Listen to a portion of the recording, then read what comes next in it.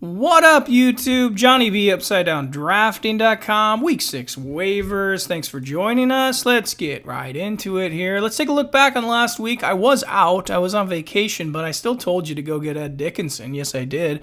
I still told you early on, week 1 or 2, about Aaron Jones.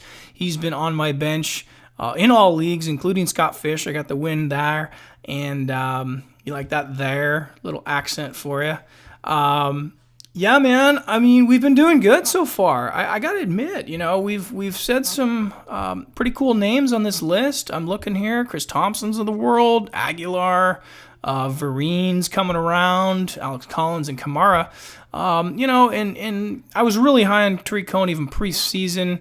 We'll see how he shapes up. A lot of people are giving up on him. Oh, his fantasy points are coming down and dwindling, and quarterback change is hurting him. Don't believe the hype. Save this guy, okay? He had a tough matchup in Minnesota last night, so I would not worry about him one iota.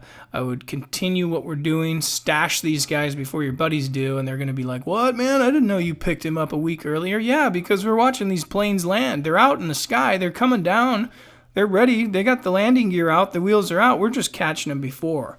I think a guy you got to catch before who is in the near radar right now is Alfred Morris, only because of the news of Zeke Elliott, and a lot of guys got Zeke early in the second round or whatever. Good for you, but you got to sort of cover that bet now, and I just think Alfred Morris will be the guy. A lot of you guys might argue with me on this, and trust me, I'm not a huge Morris fan anymore. I was a couple years ago, but I just think, dude, if he's there on your waiver and you got the space, he might be the top guy on my list this week just because of the legal news with Zeke.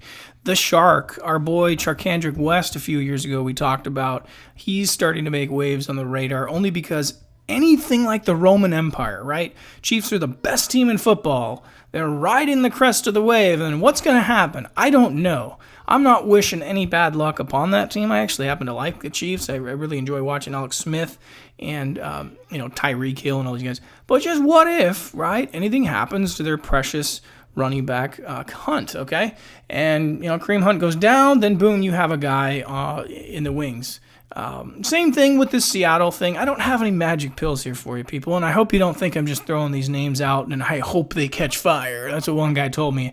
You're just throwing names out and see if they stick. No, I honestly, truly, I put my words where my mouth is and I stick behind these guys. I don't just do these videos to throw things at the wall and hopefully they stick. I'm doing them because I believe in these players. And there's a lot of other guys that you're going to see on other people's websites and things where might differ from my opinion. This is what I see. This is what I'm looking for week 13. We're only in week 6. We've seen the data, okay? We've seen about a month's worth of data, and this is what I see, especially a guy like this.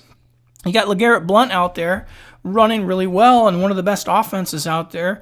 Wentz is looking good. I think the tight end in Philly is number 1 in fantasy football, right? I got him too, or it's in like pretty much all my leagues. But I just think the run game in Philly is what you want, okay? I want a piece of that. So if this kid does take hold, and again, I'm only putting 5% on him, but I'm just saying, Corey Clement right now, especially in Dynasty, I'm all about. If you're in redraft, maybe not so much. That's why I put him on the bottom of the list here.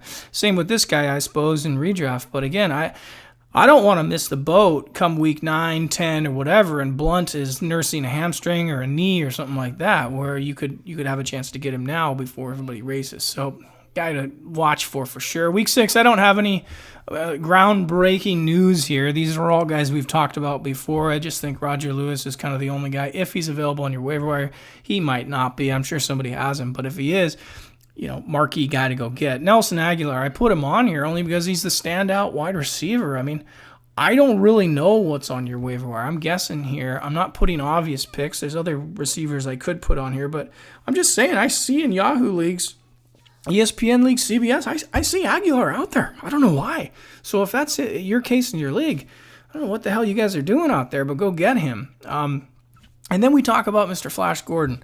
Could he be reinstated? I don't know. Don't ask me that question. I don't want to be put on the spot with that question, just like anybody else out there. No one the hell knows, okay? The only thing you want to do is try to get prepared on a situation where it could happen. He is good enough to where you spend 20% now.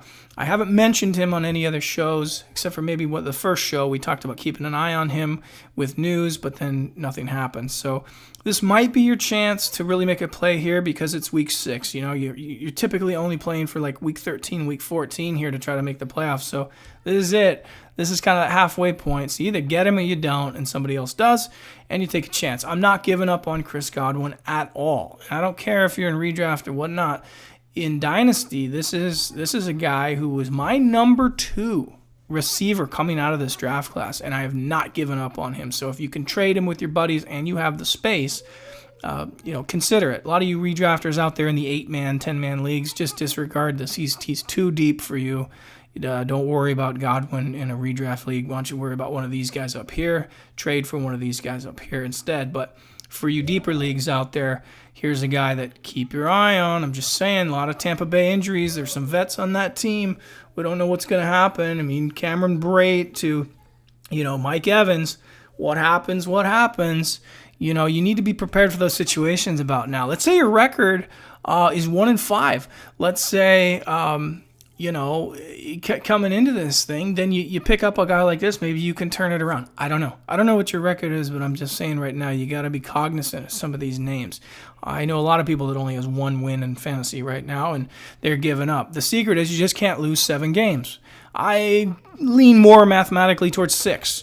So if you've already lost, 4 games right now, then or going into next week 5 games, you really only have 2 more losses. And if you're playing Dynasty Rebuild, if you're in redraft, man, you better make some crazy moves to try to turn it around, or you're gonna sink. That's the magic number. You just can't 6 or 7 losses. You can't be in that conversation mathematically to make the playoffs, and that's what we're trying to do.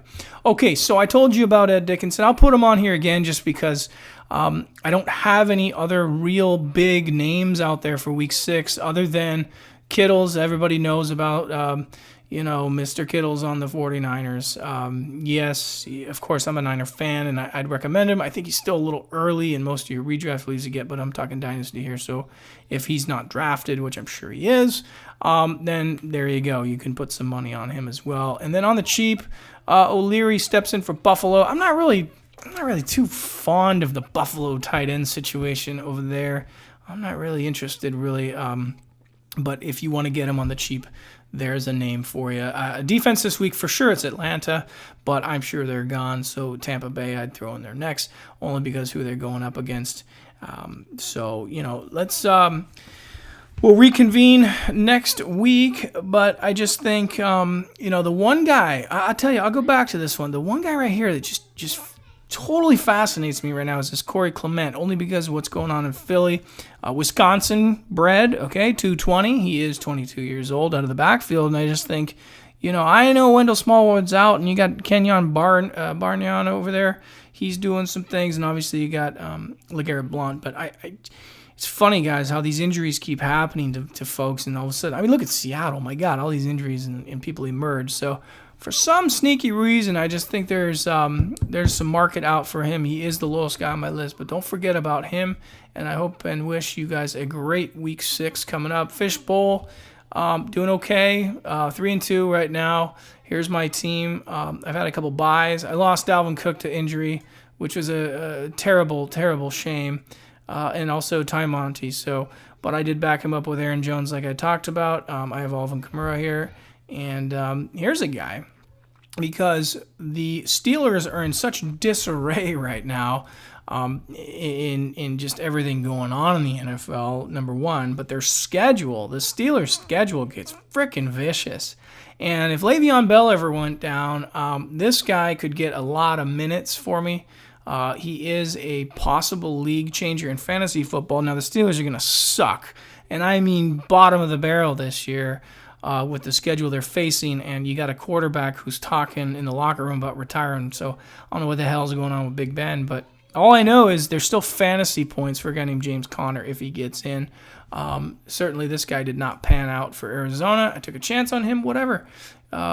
Kelsey, see how he's doing. I hope he gets healthy here. Evan Ingram, Austin Hooper, Amari Cooper. Boy, is everybody trashing him recently. I'm not giving up on him whatsoever.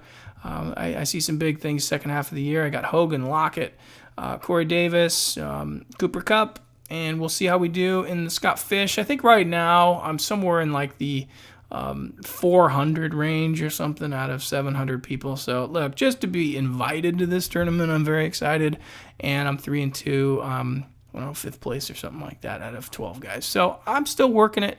I'm here for you guys though, and I'll see you on the next show for sure.